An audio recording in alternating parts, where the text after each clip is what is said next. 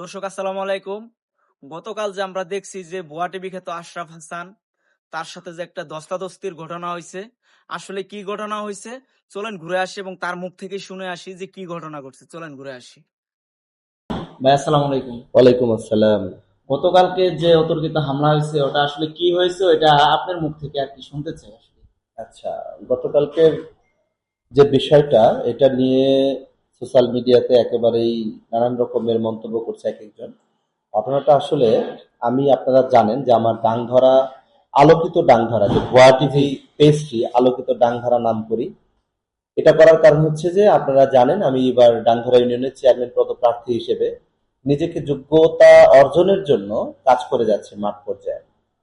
আমার প্রাথমিক কাজ ছিল আমাদের ডাংধরা ইউনিয়নে যেন কোনো দুর্নীতি না হয়, অনিয়ম যেন না হয়, জনপ্রতিনিধিরা তাদের যে দায়িত্ব সেই দায়িত্বটা সঠিকভাবে পালন করছেন কিনা সেটা আমি প্রথমে দেখা শুরু করি। এরপরে আরো অনেক প্ল্যান আছে, স্বাস্থ্য চিকিৎসা, পরে হচ্ছে ভূমি সেবা, এগুলো পরে ধাপে ধাপে আমি এগুলো বিষয় দেখব।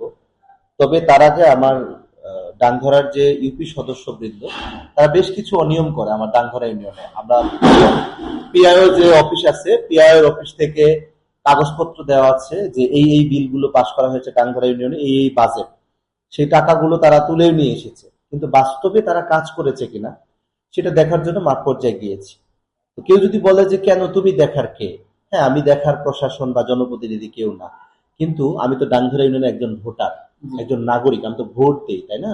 বাংলাদেশের একজন নাগরিক হিসেবে, সচেতন ব্যক্তি হিসেবে তো এটা আমার অধিকার আছে, তাই না? আমার এলাকার কাজকে আমি আদায় করে নিব না? আচ্ছা, আমার সেই অধিকারের জায়গা থেকে আমি দেখলাম যে কিছু কিছু ইউপি সদস্য পুরো টাকাটাই গায়েব করে দিয়েছে। আমার কথা, একটা বাজেট এসেছে, আপনি 50% কাজ করেন, 50% মেরে দেন, টাকা সমস্যা নেই, আপনি 100 ভাগই উধাও করে দিচ্ছেন টাকাটা। এটা তো কেউই মেনে নেবে, একটা সুস্থ মস্তিষ্কের মানুষও তো এটা মেনে নেবে না। সেটাই আমি ধাপে ধাপে তুলে ধরতেছিলাম। এখন যে ঘটনাটা মূল কেন্দ্র যেটা, সেটা আমাদের ডাংধরার 7 নং ওয়ার্ডের আনিসুর রহমান বাপ্পি মেম্বার, তার ওয়ার্ডে একটি বাজেট ছিল 50 মিটারের রাস্তা সিসিকরণ, 1,10,000 টাকা বাজেট। সেখানে এক কোদাল মাটিও ফেলে নাই, সেটা ভিডিও করেছি, তথ্য প্রমাণ নিয়ে। এখন মেম্বারের ভাষ্য যে আমি ওই বাজেট সম্পর্কে জানি না। আমার কথা হলো যে আপনি একজন মেম্বার, সেই বাজেট সম্পর্কে, হ্যাঁ ওই ওয়ার্ডেরই, তার ওয়ার্ডেরই সমস্যাটা, কাজটা তার ওয়ার্ডেই হয় নাই, অবশ্যই তার তো একটা জবাবদিহিতা আছে, তাই না? আপনি টাকাটা না পাইলেও না নিয়ে আসলেও তো আপনার জানার কথা যে কারা নিয়ে এসেছে, কারা খাইছে।